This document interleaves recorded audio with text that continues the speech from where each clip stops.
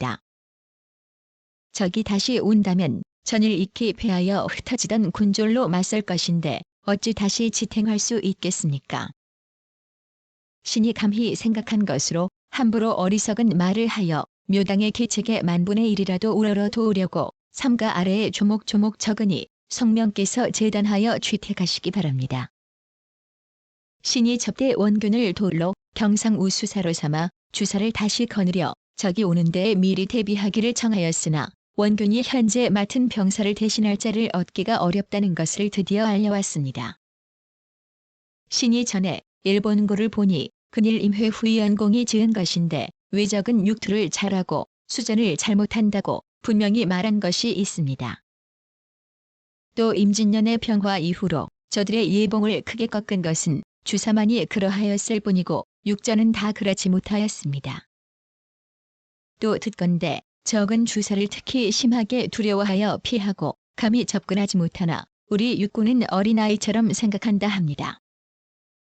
임진년에 수전한 장수들 중에서 공이 있는 자는 손꼽아 셀 수 있는데 그 가운데에서 원균이 가장 우직하여 제 몸을 잇고 용맹을 떨치며 죽음을 피하지 않아서 공적이 매우 뚜렷합니다.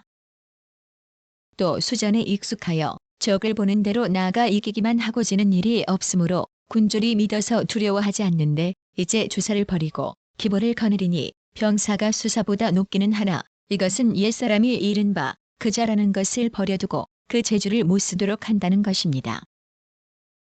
더구나 이제 5 적장과 큰 군사가 겨울이나 봄에 올 것이라는 신보를 들었으니 우리나라에서는 서둘러 바다 가운데에서 막아 죽일 생각을 해야 할 것입니다.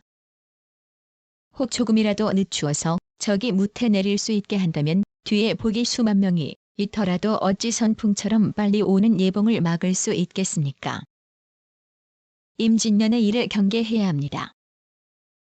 바다 가운데에서 막아 죽여서 적이 감히 언덕에 오르지 못하게 하는 것이 오늘날 적을 막는 첫째 방책이라면 주사의 장수는 본디 과거에 싸워서 여러 번 이긴 자를 선택해야 할 것입니다.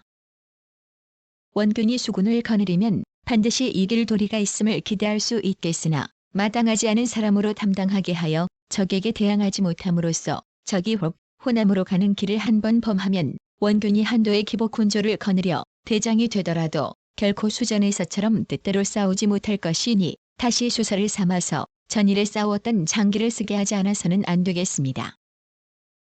육군의 장수로 말하면 마땅한 사람이 있을 것이니 어찌 원균을 대신하여 감당할 자가 없겠습니까? 어떤 이는 말하기를 원균은 이순신과 서로 사이가 좋지 않다. 이순신이 통제사이므로 원균을 절제할 것인데 원균이 그 아래에 있는 것을 감수하지 못하여 두 장수가 화합되지 않을 것이니 일이 성공될 리가 없을 듯하다. 하나 신은 그렇지 않다고 생각합니다.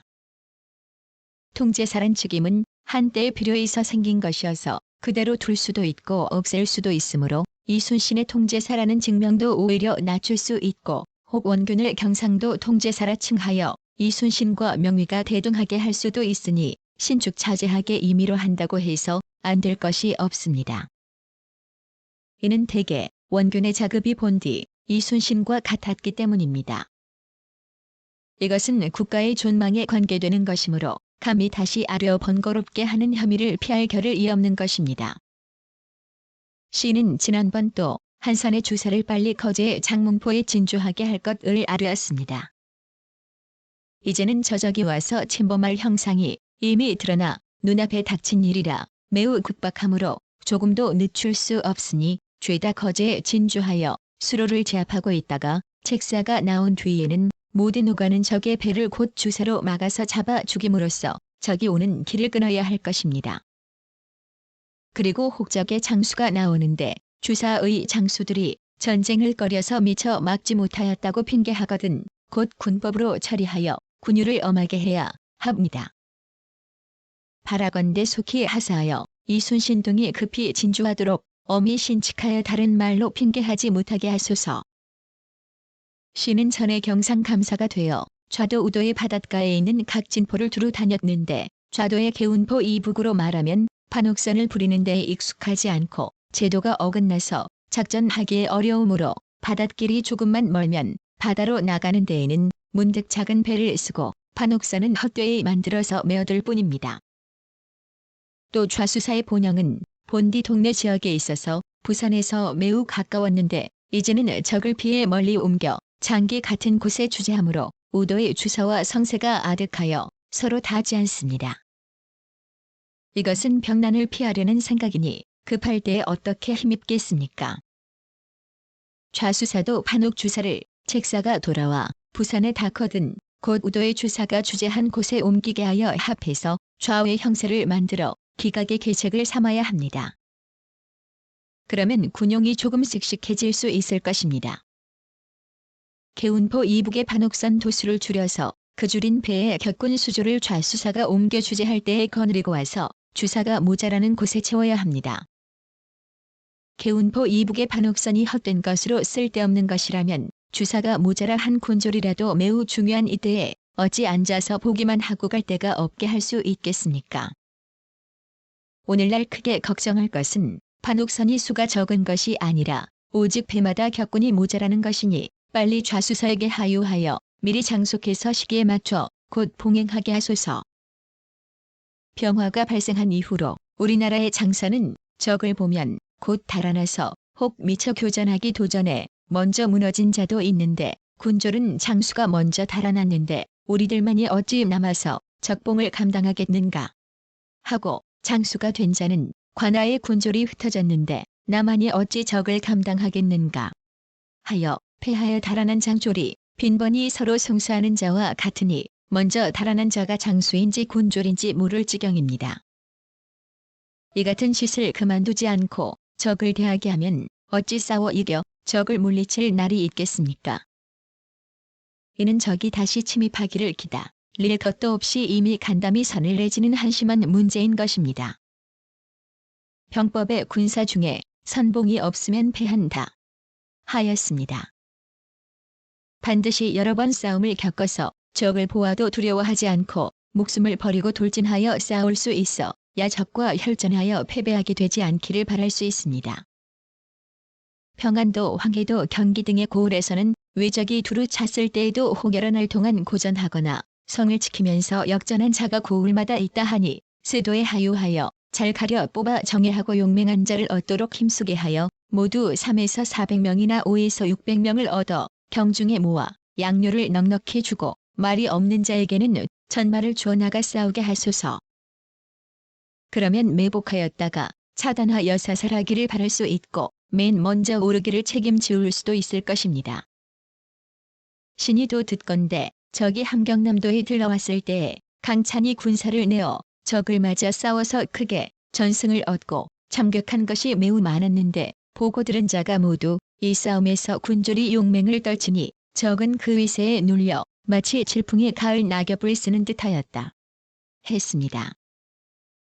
북도의 토병으로 말하면 여러 번 전투를 겪어서 사람들이 적을 두려워하지 않고 적을 보면 곧 용맹을 떨치니 이들 3에서 400명을 징발하여 경중에 올려와서 특별히 돌보아 남방의 적이 오는 길에 요충지에 내려보내 각자 스스로 싸우게 하여 그 지도라는 장기를 펼 수 있게 하면 조금 적이 형세를 막아서 감히 뜻대로 장구하지 못하게 할 수 있을 것입니다. 어떤 사람은 북도에는 접경하고 있는 호로가 있으므로 그 방수하는 군사를 거두어 다른 데에 쓸 수 없다.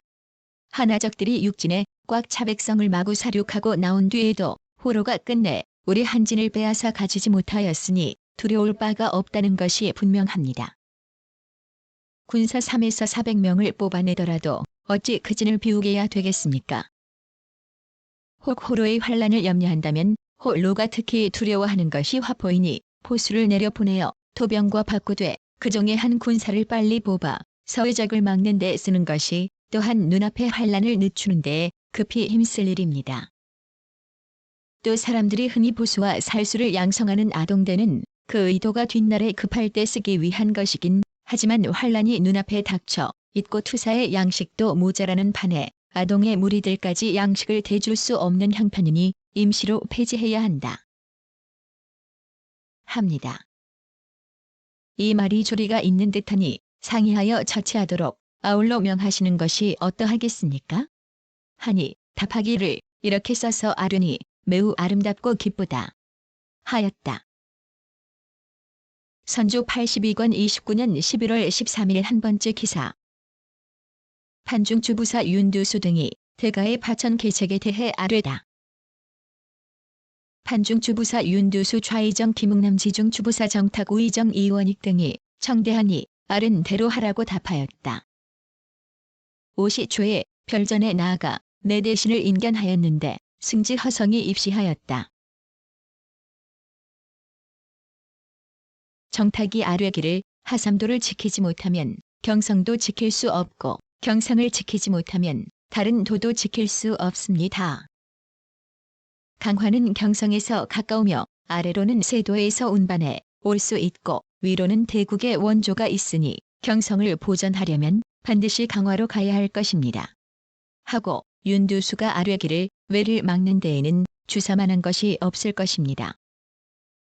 저들의 배는 본디 얄팍한데 장에서는 더욱 가볍고 빠르니 한번 포를 쏘고 나서 주사를 장문포에 들어가게 하고 원균으로 하여금 영등포를 지키면서 적선이 왔을 때에 포로 맞서 치게 하면 아마도 편리할 듯합니다. 하고 정탁이 아뢰기를 외적은 주사를 매우 두려워하니 이순신을 시켜 주사를 거느리고 치게 하면 청적의 선봉을 격파할 수 있을 것이고 적이 많아서 수적으로는 열세이지만 그들을 꺾어 패하게 할 수는 있을 것입니다. 하고 선조 82권 29년 11월 17일 두 번째 기사. 도채찰사 이원익이 외적의 방비책 기인 박납 등에 대해 아뢰다. 묘시 정각의 상이 별전에 나아가 오이정 겸 강원 충청 전라 경상 등도 도채찰사 이원익을 인견하였다. 이원익이 아뢰기를 큰 배로는 물마루를 넘어 들어올 수 없으므로 저들이 다 새로 만들었으나 우리 배만 못한데 튼튼하지는 않더라도 바다를 건너는 데 편리하도록 만들었기 때문에 그렇습니다. 그들의 기술은 매우 정교하지만 주사는 그들도 겁을 냅니다. 그들의 배는 매우 얇으므로 우리 배와 부딪히면 부서지지 않는 것이 없습니다. 원균은 주사로 용감히 싸웠으므로 윤두수가 신에게 반드시 글을 쓰게 해야 한다고 하였는데 소신도 반드시 그렇게 하려 합니다. 하자 상이 이르기를 두 장수가 서로 사이가 좋지 않으니 일이 어떻게 될 수 있겠는가. 원균은 끝내 이순신의 부하가 되려 하지 않고 매우 미워한다. 하였다. 선조 83권 29년 12월 21일 다섯 번째 기사. 왕이 황신을 인견하다. 신시의 상이 별전에 나아가 황신을 인견하였다. 상이 이르기를 그대가 출입할 때 모두 우리나라 배를 탔었는가? 하니 황신이 아뢰기를 신의 처음 생각에는 외선이 필시 우리 배보다 우수하리라 여겼으므로 부산에서부터 일기도에 도착하기까지는 모두 외선을 탔으나 거기서부터 척관까지는 우리 배를 타고 갔고 돌아올 때에도 우리 배를 탔습니다. 하였다. 상이 이르기를 반옥선이던가? 하니 황신이 아뢰기를 이순신이 감독하여 만든 배로 외선의 제도를 모방한 것입니다. 신이 일본에서 돌아올 때 곧바로 부산으로 건너려 하니 여러 외인들이 말하기를 바람이 맞은편에서 부는 듯하니 반드시 곧장 부산에 도달할 수는 없을 것이다. 하였습니다.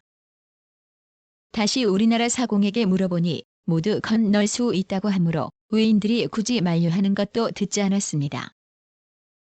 바다를 반쯤 건너자 외인들이 기뻐하며 말하기를 이제는 건널 수 있겠다. 하였습니다. 밤중에 이르러 부산에 정박하니 부산 진영에 머물러 있던 외인들이 보고서 놀라는 기색이었습니다. 선조 83권 29년 12월 29일 두 번째 기사.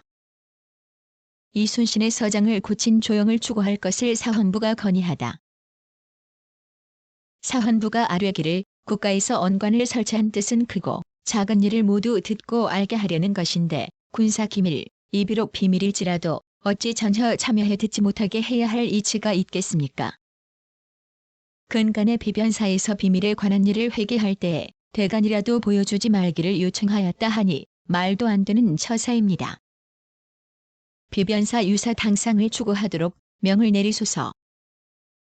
신들은 선전관 조영의 통제사 이순신에게 유지를 가지고 갔다가 이순신으로부터 서장을 받아 온 일이 있는데 겉봉투에는 뜯어본 흔적이 뚜렷이 있고 서장 내에 기록한 월일의 숫자에 획을 고쳤다는 말을 듣고 그 서장을 가져다 보니 겉봉투를 뜯어본 흔적은 알 수 없으나 날짜에 획을 그은 흔적은 분명하였습니다. 조영이 날짜를 지체한 죄를 면하려고 감히 수신의 장계를 고쳤으니 매우 놀라운 일입니다. 먼저 파직하고 나서 추구하소서. 정원도 이미 장계를 뜯어보고 나를 고쳐 적은 사실을 알면서도 즉시 청주하지 않았으니 또한 잘못입니다. 색승지를 추구하소서 하니 모두 아뢰는 대로 하라고 답하였다. 선조 84권 30년 1월 1일 5번째 기사. 군공이 있는 김단서 안위 신명하게 포상을 정한 통제사 이순신의 서장 12월 27일에 성첩한 통제사 이순신의 서장은 다음과 같다.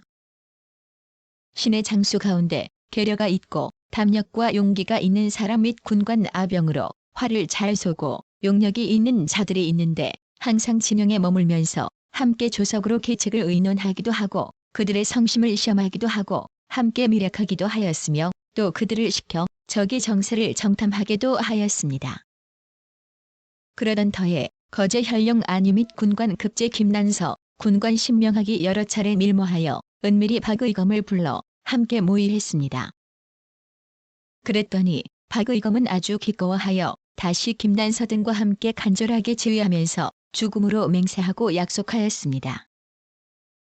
같은 달 12일 김난서 등은 야간에 약속대로 시간 되기를 기다리는데 마침 서북풍이 크게 불어왔습니다. 바람결에다 불을 놓으니 불길이 세척에 번져서 적이 가옥 1천여 호와 화약이 쌓인 창고 2개, 군기와 잔물 및 군량 2만 6천여 섬이 든 곶집이 한꺼번에 다 타고 외선 20여 척 역시 잇따라 탔으며 외인 24명이 불에 타 죽었습니다. 이는 하늘이 도운 것이지만 대개 김난서가 통신사의 군관에 스스로 응모하여 일본을 왕래하면서 생사를 돌보지 않았기에 마침내 이번 일을 성공한 것입니다. 안위는 평소 계책을 의논하다가 적에 대해 언급할 경우 의분에 분개하여 자신이 살 계책을 돌보지 않았으며 그의 군관 김난서와 신명학 등을 거느리고 적진으로 들어가 갖가지로 모의하여 흉적의 소굴을 일거에 불태워 군량 군기 화포 등 제구와 선박 및 외적 34명을 불태워 죽게 하였습니다. 부산의 대적을 비록 모조리 다 죽이지는 못했지만 적의 사기를 꺾었으니 이 역시 한 가지 계책이었습니다. 일본을 왕래하는 경상수영 도훈도 김득이 부산에 머물러 있었는데 그날 밤 불타는 모습을 보고는 이달 12일 이경에 부산의 외적 진영 서북쪽 가에다 불을 놓아 적이 가옥 1천여 호 및 군기와 잔물 화포 기구 군량 곶집을 빠짐없이 잿더미로 만들었습니다. 그러자 외적들이 서로 모여 울부짖기를 우리 본국의 지진 때에도 집이 무너져 사망한 자가 매우 많았는데 이번에 이곳에서 또 하원을 만나 이 지경이 되었으니 우리가 어디서 죽을지 모르겠다. 라고 했다 합니다. 이 말을 믿을 수는 없지만 또한 그럴 리가 전혀 없는 것도 아닙니다.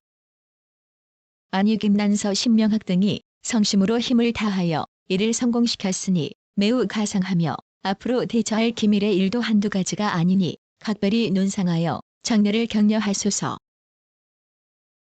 선조 84권 30년 1월 2일 세 번째 기사. 앞전교에 대하여 제찰사로 하여금 편의에 따라 시행하도록 허성에게 전교하다. 우부승지 허성에게 전교하였다. 이 일은 조정에서 허락하느냐 허락하지 않느냐에 달려있을 뿐 허다한 절차를 멀리서 지휘하기는 어려울 것 같다. 지금의 의논이 이러하니 제찰사로 하여금 급히 편의에 따라 시행하게 하되 여러 장수가 협력해서 하고 공을 다투다가 이를 그르치는 일이 없도록 하라. 이를 성공하면 마땅히 김응서와 이순신을 함께 수공으로 삼을 것이다. 이런 뜻을 각별히 두 사람에게 내리는 유지에 써놓도록 하라. 선조 84권 30년 1월 2일 8번째 기사.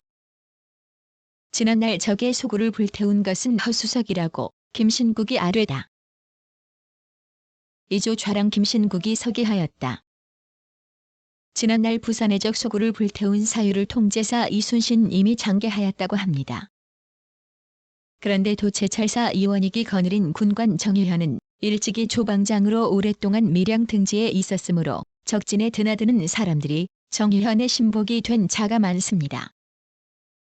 적이 진영을 몰래 불태운 일은 이원익이 전적으로 정유현에게 명하여 도모한 것입니다.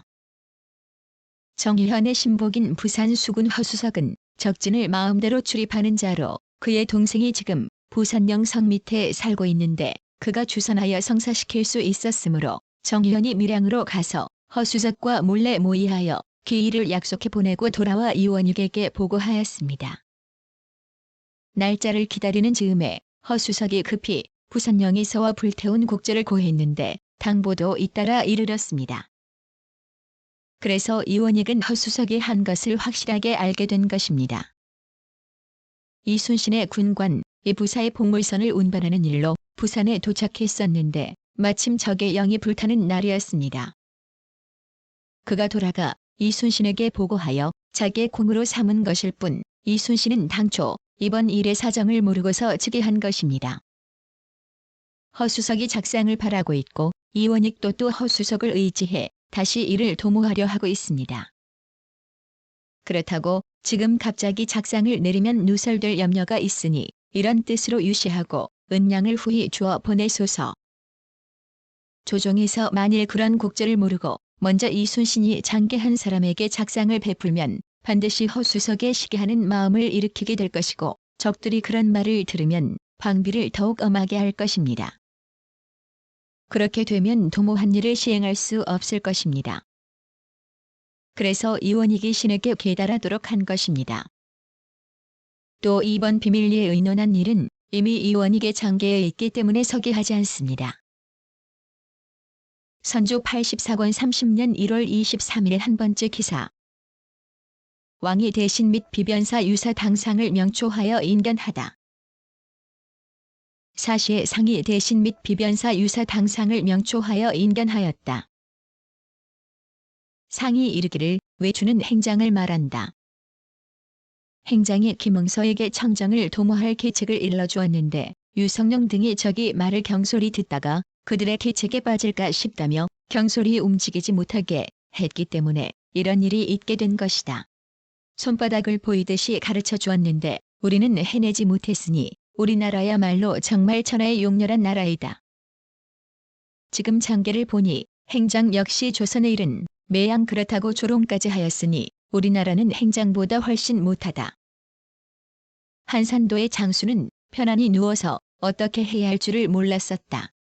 한산도의 장수는 통제사 이순신이었다. 하니 윤두수가 아뢰기를 이순신은 왜구를 두려워해서 그런 것이 아니라 실로 나가 싸우기에 실증을 낸 것입니다. 임진년 정운이 죽을 때에도 절영도에서 배를 운행하다 적이 대포에 맞아 죽었습니다. 하고 이선에는 아뢰기를 이순신은 정운과 원균이 없음으로 해서 그렇게 체류한 것입니다. 하고 김응남은 아뢰기를 정운은 이순신이 나가 싸우지 않는다 하여 참하려 하자 이순신이 두려워 마지 못해 억지로 싸웠으니 해전에서 이긴 것은 대개 정운이 격려해서 된 것입니다. 정원신이 항상 정운의 사람됨을 칭찬했습니다. 하였다. 상이 이르기를 이번에 이순신에게 어찌 청정의 목을 베라고 바란 것이겠는가. 단지 배로 시위하며 해상을 순회하라는 것뿐이었는데 끝내 하지 못했으니 참으로 한탄스럽다. 이제 도채찰 사이 장계를 보니 시위할 약속이 갖추어졌다고 한다. 하고 상이 한참 동안 자탄하고는 길게 한숨 지으며 이르기를 우리나라는 이제 끝났다. 어떻게 해야 하는가 어떻게 해야 하는가 하니 윤두수가 아뢰기를 왜적은 만세토록 잊지 못할 원수에서 밤낮으로 복수를 생각해야 합니다. 심유경은 분쟁을 푸는 것을 자기 임무로 삼고 있으니 어찌 다른 뜻이 있겠습니까? 모름지기 극진하게 대접해야 합니다. 이번에도 친히 접견하지 않았으니 그의 마음이 서운할까 싶습니다. 선조 84권 30년 1월 27일 한 번째 기사. 수군을 강화하는 것에 대해 대신 및 비변사 유사 당상과 논의하다. 상이 대신 및 비변사 유사 당상을 인견하였다. 판중주부사 윤두수가 아뢰기를 이번에 도원수가 길에서 외적 2~3명을 만났다 하는데 혹시 적이 흉력을 부렸다면 얼마나 나라가 욕되게 되었을지 아득합니다. 마땅히 제찰사에게 하사하여 간이하게 출입하지 못하게 하고 또 그런 영적을 소탕하게 하는 것이 어떻겠습니까? 이순신은 조정의 명령을 듣지 않고 전쟁에 나가는 것을 싫어해서 한산도에 물러나 지키고 있어 이번 대결을 시행하지 못하였으니 대소인신이 누군들 통분에 하지 않겠습니까? 하고 지중주부사 정탁은 아뢰기를 이순신은 참으로 죄가 있습니다. 하였다. 상이 이르기를 이순신은 어떠한 사람인지 모르겠다. 계민은 이래 사람들이 모두 거짓되다고 하였다. 이번에 비변사가 제장과 수령들이 호령을 듣지 않는다. 고 말한 것은 다른 까닭이 아니라 비변사가 그들을 옹호해주기 때문이다. 중국 장수들이 못하는 짓이 없이 조정을 속이고 있는데 이런 습성을 우리나라 사람들도 모두 답습하고 있다. 이순신이 부산 외영을 불태웠다고 조정에 속여 보고하였는데 영상이 이 자리에 있지만 반드시 그랬을 이치가 없다. 지금 비록 그의 손으로 창정의 목을 베어오더라도 결코 그 죄는 용서해 줄 수 없다. 하니 유성룡이 아뢰기를 이순신은 한 동네 사람이어서 신이 어려서부터 아는데 직무를 잘 수행할 자라 여겼습니다. 그는 평일에 대장이 되기를 희망하였었습니다. 하였다. 상이 이르기를 그를 잘 아는가? 하니 유성룡이 알레기를 성품이 강이하여 남에게 굽힐 줄을 모르는데 신이 수사로 천거하여 임진년에 공을 세워 정헌까지 이르렀으니 매우 과람합니다. 무릇 장수는 뜻이 차고 기가 펴지면 반드시 교만하고 게을러집니다. 하였다. 상이 이르기를 이순신은 용서할 수가 없다. 무장으로서 어찌 조정을 경멸하는 마음을 갖는가. 우상이 내려갈 때에 말하기를 평일에는 원균을 장수로 삼아서는 안 되고 전시에는 써야 한다. 고하였다. 하니 좌의정 김응남이 아뢰기를 수군으로서는 원균만한 사람이 없으니 이제 버릴 수 없습니다. 하고 유성룡이 아뢰기를 나라를 위하는 마음이 깊습니다. 상당 산성을 쌓을 때 원균은 교실을 만들어 놓고 몸소 성 쌓는 것을 감독하였다 합니다. 하였다. 상이 이르기를 수군의 선봉을 삼고자 한다. 하니 김은남이 아뢰기를 지당하십니다. 하였다. 영중주부사 이산회가 아뢰기를 임진년 수전할 때 원균과 이순신이 서서히 장계하기로 약속하였다 합니다. 그런데 이순신이 밤에 몰래 혼자서 장계를 올려 자기의 공으로 삼았기 때문에 원균이 원망을 품었습니다. 하고 윤두수가 아뢰기를 이순신을 전라 충청 통제사로 삼고 원균을 경상 통제사로 삼으면 어떻겠습니까? 하니 상이 이르기를 원균이 만약 적이 소굴로 직접 침입하면 누가 당하겠는가? 소공과 이현충의 일이 참으로 이와 같다. 하였다. 김은남이 아뢰기를 모름지게 어사를 보내 그로 하여금 규찰하게 하는 것이 어떻겠습니까? 하니 상이 이르기를 문신으로 특별히 어사를 청해 그간의 사정을 살피게 해야 한다. 하였다. 윤두수와 김응남이 함께 아뢰기를 이순신은 조용한 사람인 듯한데 다만 속임수가 많고 전진하지 않고 있습니다. 하였다. 상이 병주 판서 이덕형에게 이르기를 원균의 일을 급히 조처하라. 하니 아뢰기를 원균을 처음 수전에 내보낼 때 의논이 일치되지 않아 이에 이르렀습니다. 근래 변방 장수의 일 보건대 이울룡은 도적 한두 명을 보면 나아가서 싸우지 않고 단지 문보만 하였습니다. 이런 사람이 병시 같았으면 어찌 그의 몸에 견벌이 미치지 않았겠습니까? 원균을 좌도로 보내는 것이 무방합니다. 하자 상이 이르기를 좌도로는 보낼 수 없다. 하니 김숙과 아뢰기를 서성이 술을 차려 잔치를 베풀고서 두 사람이 화해하도록 했는데 원균이 이순신에게 말하기를 너에게는 5 아들이 있다. 5 아들이란 권준, 배흥립, 김득광 등을 말한다. 하였으니 그의 분해하고 불평함을 알 수 있습니다. 하였다. 이덕형이 아뢰기를 군사 일은 반드시 조리가 있어 마치 그물에 강이 있는 것과 같은 연후에야 두서를 알 수 있는 것인데 전라도의 일은 매우 문란합니다. 신이 군사의 액수를 알고자 하여 무학이라 이름하여 팔도로 하여금 병조에 올리게 하였더니 황해도 등은 이미 올려보냈는데 전라도는 잠잠하게 아무 소식이 없으니 매우 허술합니다. 하였다. 상이 이르기를 일본에 사신 보내는 일은 어떻게 해야 하는가. 만약 사신을 보내지 않으면 후회하는 일이 없지 않을 것이다. 하니 유성룡이 알려기를 사세가 이미 급하게 되었으니 보내도 도움이 없을 듯합니다. 하였다. 상이 이르기를 사세로 보아하기 어려운 것인가 의리로 보아 말하는 것인가? 하니 유성룡이 아뢰기를 사세가 이미 급하게 되었는데 어찌 의리를 생각하겠습니까? 하자 이는 망발이다. 대신이 어찌 의리를 생각하겠습니까? 라는 말을 입에서 내어 임금에게 들려줄 수 있단 말인가? 상이 이르기를 의리는 아무리 위급한 때라 해도 어찌 생각하지 않을 수 있겠는가? 지난번 왕신이 갈 때에는 무슨 의리가 있었기에 오늘날 성지를 받들어 사신을 보내는 것만 유독 의리가 아니란 말인가? 하였다. 이선혜가 아뢰기를 신이 병으로 사실에 누워있는데 미아가 급히 와서 말하기를 일변이 비상하다. 하였습니다. 변이 매우 참혹합니다. 양변에 극이 있었는데 그 극은 천문지의 미세한 것이라고 하였지만 이것은 쏘는 빛이 매우 크니 극이 아닙니다. 또 붉은 기운 또한 흉합니다. 하니 상이 이르기를 이러한 때에 어찌 천변이 있어야만 경계하겠는가. 기사년 정월 초하루에 흰 무지개가 해를 꿰었는데 누군들 크게 두려워하지 않았겠는가. 그러나 그때 평양에서 크게 이겼으니 이번에는 청정의 목을 벨 징조가 아니겠는가. 하자 이덕형이 아뢰기를 기사년의 신과 제독이 군중에서 나와 흰 무지개를 바라보고 모두 기뻐하였습니다. 하였다.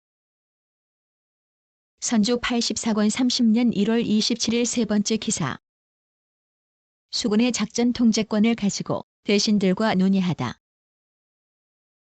상이 별전에 나아가 비변사 대신 및 유사 당상인 영돈영부사 이산해, 의정부 영의정 유성룡, 판중주부사 윤두수, 의정부 좌의정 김응남, 지중주부사 정탁, 경림군 김명원, 호조판서 김수, 병조판서 이덕형, 병조참판 유영경, 이조참판 이정형, 상호군 노직을 인견하였다. 좌승지 이덕열, 주서 초즙, 사변 가주서 이수민, 검열 심액이 유홍이 입시하였다. 윤두수가 아뢰기를 전일에 권유리 소신에게 편지를 보내왔는데 보니 행장이 바야흐로 강화를 말하는데 고성 곤양 근처에 적도들이 쳐들어왔으므로 이것을 행장에게 말했더니 행장은 그 적은 나의 무리가 아니다. 조선에서 비록 그들을 죽이더라도 내가 가서 구할 리가 없다. 고했다 했습니다.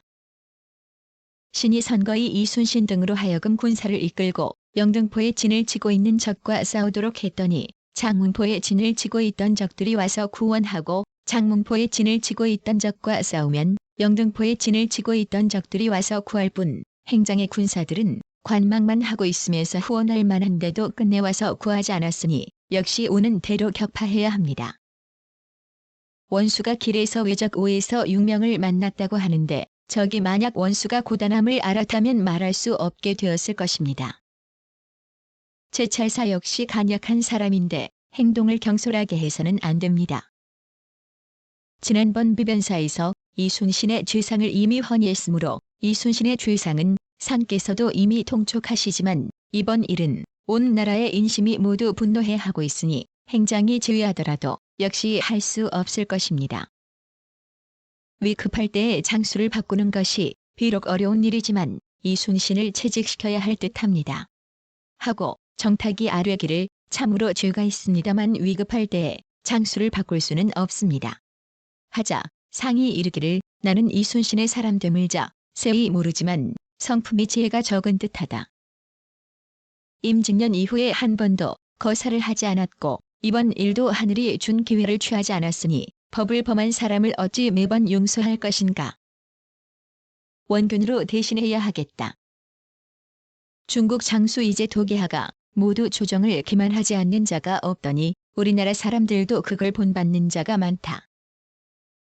외영을 불태운 일도 김단서와 안유가 몰래 약속하여 했다고 하는데 이순신은 자기가 계책을 세워 한 것처럼 하니 나는 매우 온당치 않게 여긴다. 그런 사람은 비록 청정의 목을 베어오더라도 용서할 수가 없다. 하였다. 이선혜가 아뢰기를 임진년에 원균의 공로가 많았다고 합니다. 하니 상이 이르기를 공이 없었다고 할 수 없다. 앞장서서 나아가는 것을 귀하게 여기는 것은 사졸들이 보고 본받기 때문이다. 하였다. 유성룡이 아뢰기를 신의 집이 이순신과 같은 동네에 있기 때문에 신이 이순신의 사람됨을 깊이 알고 있습니다. 하자 상이 이르기를 경성 사람인가? 하니 유성룡이 아뢰기를 그렇습니다. 성종 때 사람 이거의 자손인데 직서를 감당할 만하다고 여겨 당초에 신이 조산 만호로 천거했었습니다. 하였다. 상이 이르기를 그를 잘 아는 사람인가? 하니 유성룡이 아뢰기를 그렇습니다.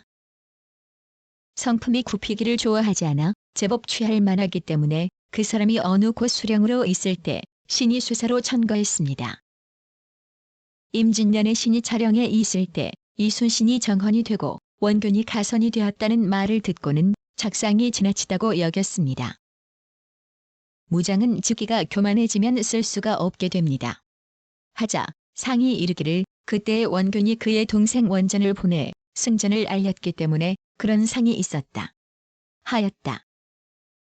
유성룡이 아뢰기를 거제에 들어가 지켰다면 영등 김해의 적이 반드시 두려워하였을 것인데 오랫동안 한산에 머물면서 별로 하는 일이 없었고 바닷길도 역시 요격하지 않았으니 어찌 죄가 없다고 하겠습니까? 다만 제대하는 사이에 사세가 어려울 것 같기 때문에 전일에 그렇게 계달하였던 것입니다. 비변사로서 어찌 이순신 하나를 비호하겠습니까? 하니 상이 이르기를 이순신은 조금도 용서할 수가 없다.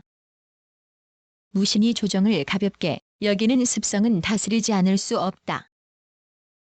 이순신이 조산 만호로 있을 때 김경률 역시 녹둔도에 둔전하는 일로 마침 그곳에 있었는데 이순신과 김경률은 평소 사이가 좋지 않았었다.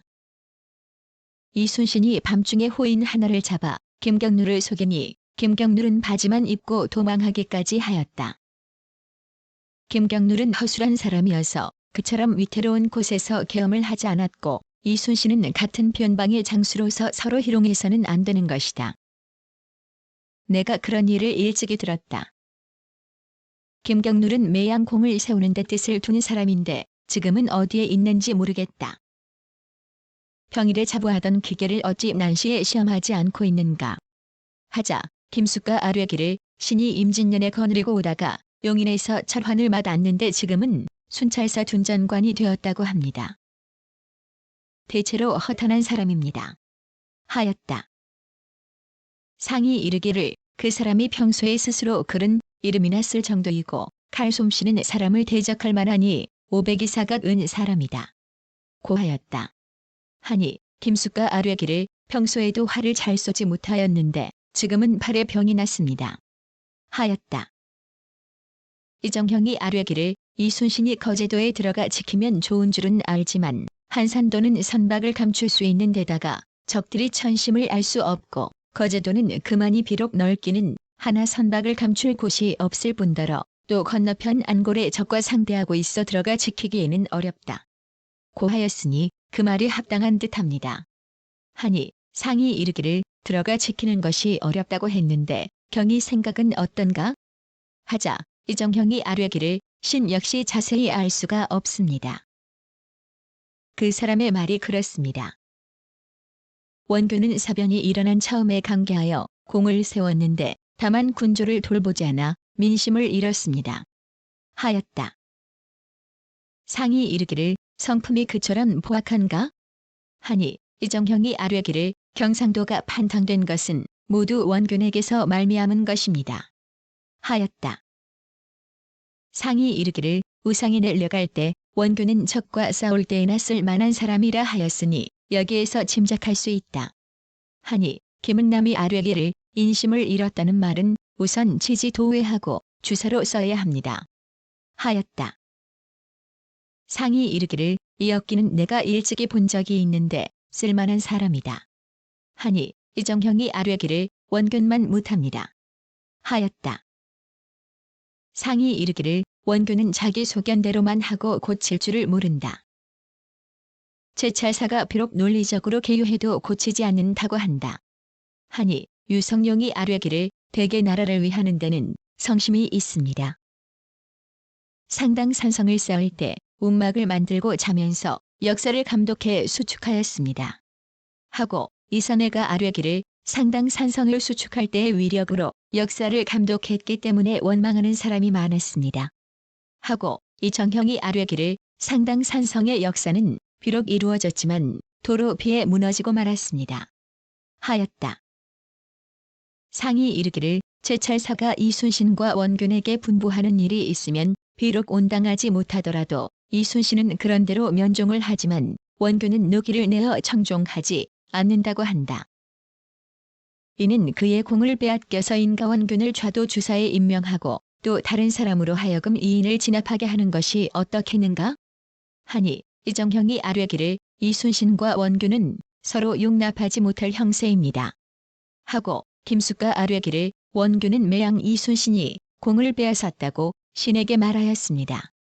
하고 이덕열이 아뢰기를 이순신 이원균의 공을 빼앗아 권준의 공으로 삼으면서 원균과 상의하지도 않고 먼저 장계한 것입니다.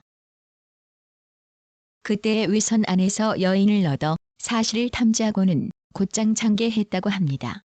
하였다. 상이 이르기를 그때 외장이 3층 누선에 앉아서 관을 쓰고 바둑을 두고 있었는데 그 배가 매우 허술하였기 때문에 우리 배와 만나 즉시 부서졌다 한다. 외선이 지금도 그곳에 있다 하니 전선을 포착했다는 말이 반드시 허언은 아닌 것으로 생각된다. 하고 또 상이 이르기를 전라도는 중국 사신을 지대하느라 주사와 격군이 아직 정돈되지 않았다고 한다. 이러한 일은 모두 이순신만을 책할 수는 없다. 하니 김숙과 아뢰기를 불태우는 일을 이순신이 처음에 안위와 밀약하였는데 다른 사람이 먼저 불사르니 이순신이 도리어 자기의 공로로 삼은 것입니다. 그러나 그 일은 자세히 알 수가 없습니다. 하고 이정형이 아뢰기를 변방의 일은 멀리서 헤아릴 수가 없으니 서서히 처리해야 합니다.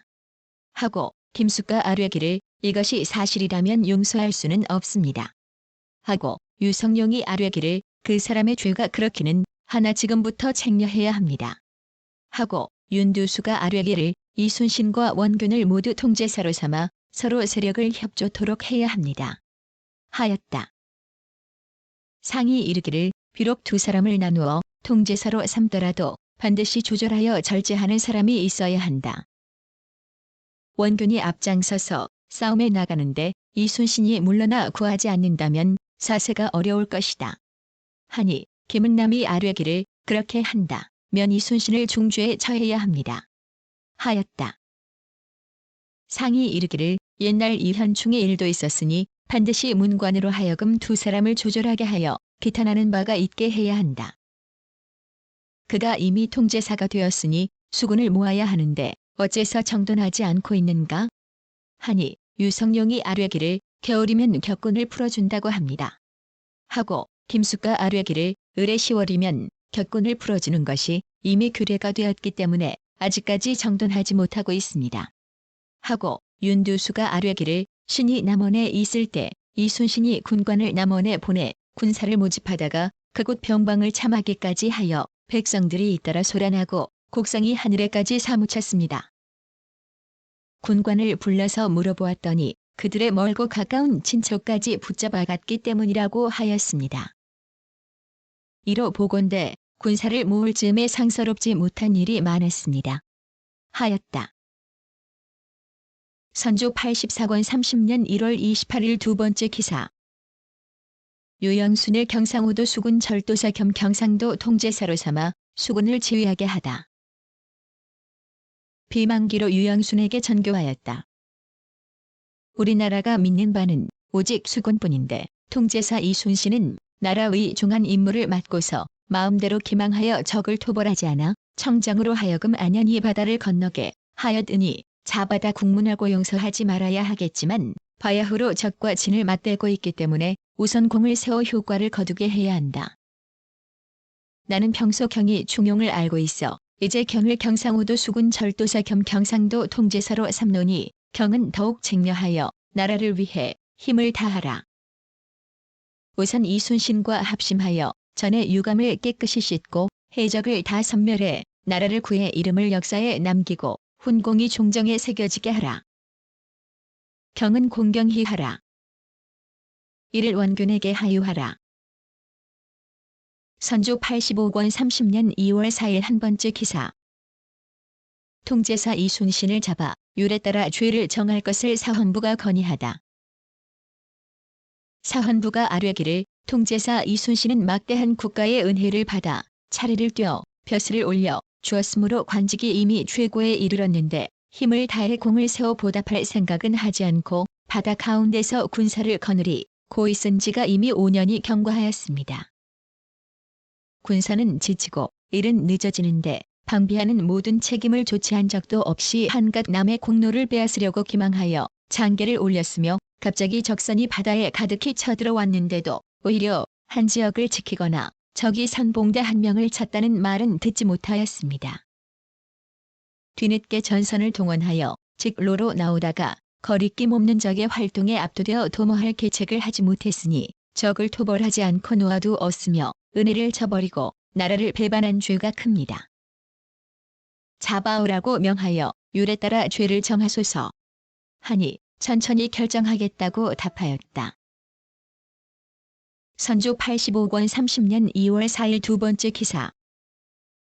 금대부가 경성에 오려하는 이유 등에 관해 대신들과 논의하다. 사시의 상이 대신 및 비변사 유사 당상을 명초하여 별전에서 인견하였다. 이덕형이 아뢰기를 이순신이 당초 원균을 모함하면서 말하기를 원균은 조정을 속였다.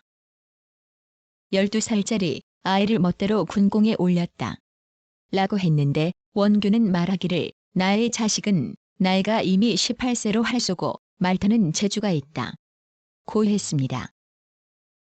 두 사람이 서로 대질했는데 원균은 바르고 이순신의 이야기는 군색하였습니다.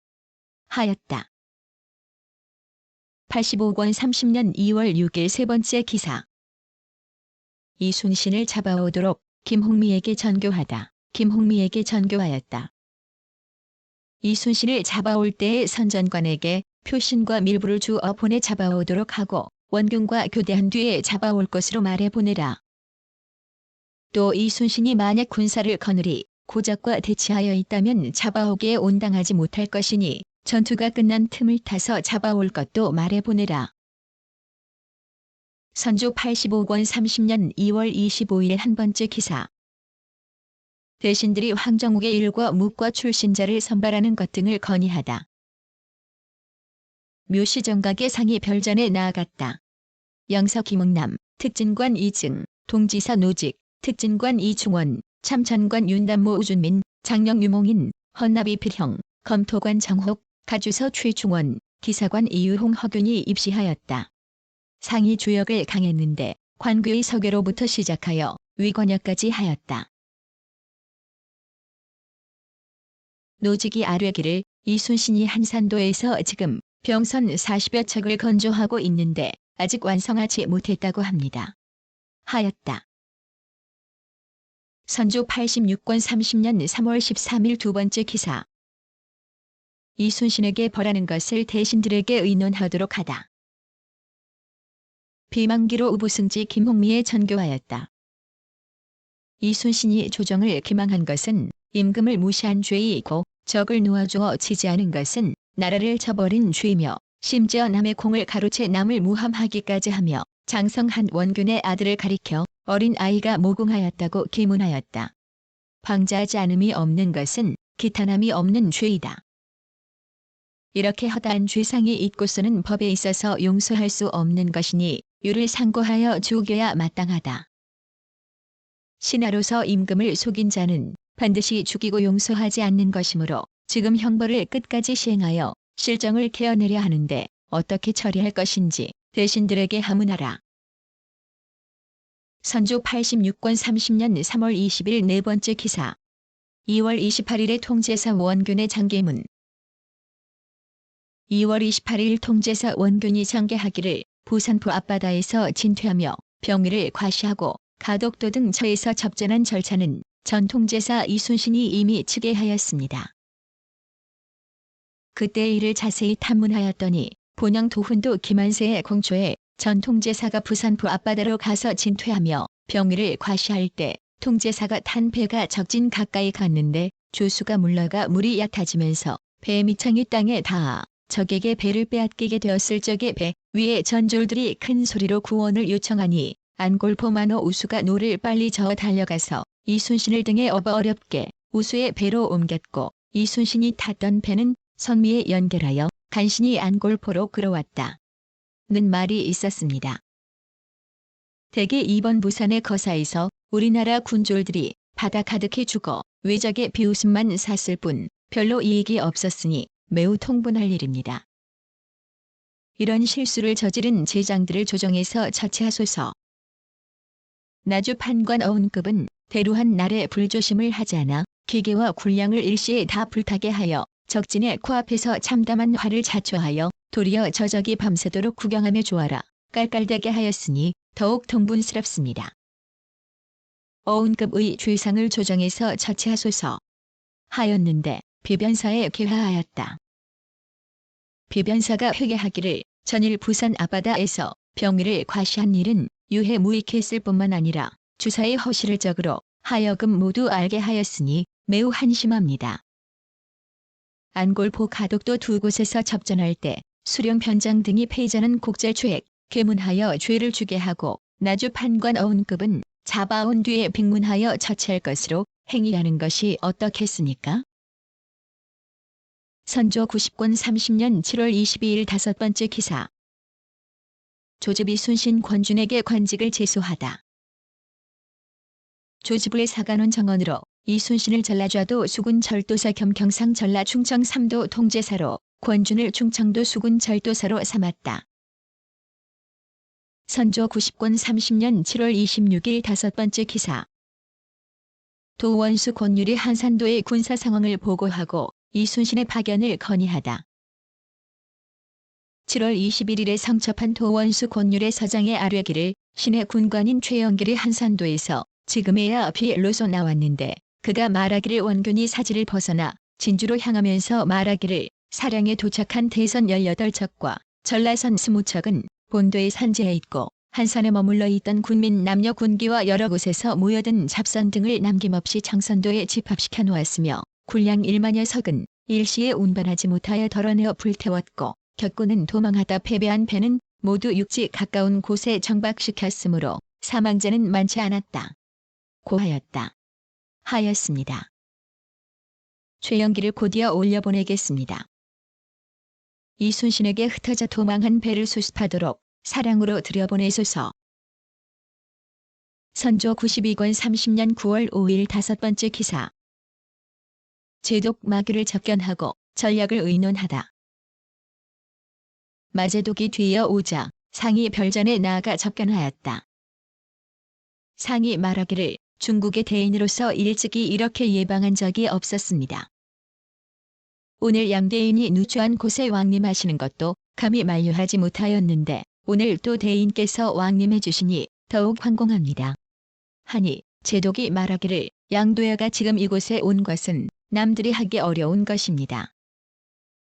유는 국왕과 나를 회견하기 위하여 온 것인데 내가 곧 돌아가시도록 권고하겠습니다. 내가 도야에게 의논드렸더니 귀국의 병사들은 본시 싸움을 잘 하지 못하니 병마를 많이 조련시키고 중국의 복색을 미리 준비하였다가 의병을 만들라고 하였습니다. 듣건 대수병이 이미 지난달 27일에 의주에서 출발하였다고 하니 한산도에 남은 배를 모아 이순신으로 하여금 강화도 등 처에서 천병과 힘을 합하여 기회를 보아 진격하든지 퇴각하든지 하게 하는 것이 좋겠습니다. 하였다. 상이 말하기를 분부대로 하겠습니다.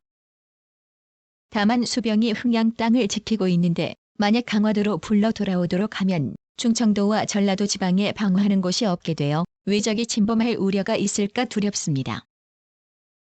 그리고 나라가 쇠잔하여 중국 의복을 쉽게 마련하지 못할 성쉽습니다. 그러나 힘이 미치는 대로 마련하겠습니다. 하니 제독이 말하기를 우선 두 권을 만들고 호위를 입혀 절강성 병사의 모습을 만드십시오. 이순신이 흥양을 지키고 있다면 그곳도 역시 기뉴함으로 불러올 수 없으니 예전대로 파수하게 하고 배를 많이 모아 중국 병사를 상원하도록 하십시오. 하고 파하였다. 선조 93권 30년 10월 11일 네 번째 기사. 동지 진등의 하처에 나아가 접견하고 이어 유격 양만금을 접견하다. 상이 진 동지의 이름은 진등이고 하간 사람으로 굴량을 주관하였다. 하처에 나아가 접견에 행하였다. 또 말하기를 도야에게 들으니 이순신이 위적을 많이 포역했다 하니 매우 좋은 일입니다. 하였다. 상이 이르기를 그가 황제의 위령에 힘입어 조금 포역하기는 하였으나 한산도에서 패한 후로 선척과 기계 및 사졸과 양식을 모으지 못했었는데 대강 모양을 이루게 된 것은 황제의 은혜가 아님이 없으니 매우 감사함을 금할 수 없소이다. 하니 동지가 말하기를 이는 오로지 현왕의 큰 복록과 변장들의 힘쓴 데에서 연유한 것이니 축하를 드립니다. 한 명의 장수를 뵌 것은 1000명을 포역한 것과 같으니 더욱 기쁩니다. 하였다. 선조 93권 30년 10월 13일 세 번째 기사. 이순신과 이시연에게 군법을 어기는 자는 선참 후계하라고 지시하다. 비만기로 한준겸에게 전교하였다. 이미 고뇌의 명을 받았으면 모든 관하에 죄지은 장수나 사졸들의 군법을 적용해 스스로 처단함이 옳다.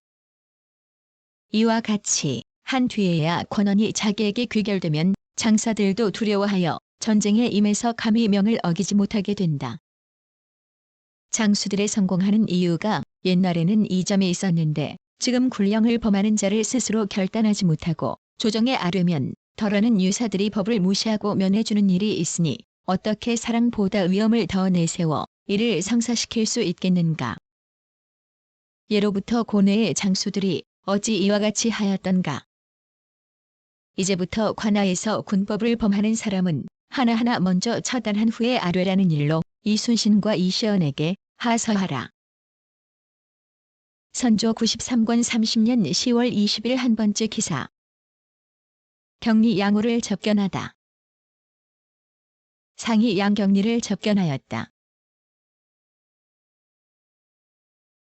상이 말하기를 통제사 이순신이 사소한 외적을 잡은 것은 바로 그의 직분에 마땅한 일이며 큰 공이 있는 것도 아닌데 대인이 은단으로 상주고 표창하여 가상히 여기시니 과인은 마음이 불안합니다. 하니 경리가 말하기를 이순신은 좋은 사람입니다. 다 흩어진 뒤에 전선을 수습하여 패배한 후에 큰 공을 세웠으니 매우 가상합니다. 그 때문에 약간의 은단을 베풀어서 나의 기뻐하는 마음을 표현한 것입니다. 하자 선조 93권 30년 10월 23일 두 번째 기사. 비변사가 남원에서부터 서울에 이르는 파발을 정상화하는 방안을 건의하다. 비변사가 아뢰기를 경리의 분부가 매우 급한데 우리나라의 일처리는 느릴 뿐만이 아닙니다. 직산 이화가 새로 병화를 입어 관리가 흩어져 모양을 이루지 못하고 있으며 파발들이 외적의 실정을 보고하는 일까지도 모두 제대에 전달되지 않아서 지극히 염려되니 신중히 생각해서 법을 마련하여 조처하지 않을 수 없습니다. 남원에서부터 은진까지는 전라감사에게 파발을 세우게 하고 은진에서부터 직산까지와 직산에서부터 서울까지는 충청도 병사 이시연과 경기감사 홍이상에게 조치하여 한결같이 시행하게 해야 합니다. 그리고 파발군에 들어간 자는 모두 잡부역을 없애주고 당번을 나누어 교체해서 쉬게 하여 전달 보고에 전략하게 하며 그중에 신속하게 전달을 한 자는 상을 주고 느린 자는 죄로 다스리며 별도로 조목을 세워 징계와 권면을 베풀면 거의 지체되는 폐단이 없을 것입니다. 또한 이러한 뜻을 먼저 경리에게 알리는 것이 마땅합니다. 이순신이 있는 곳은 거리가 멀어서 지금 탐정하는 사람을 보내더라도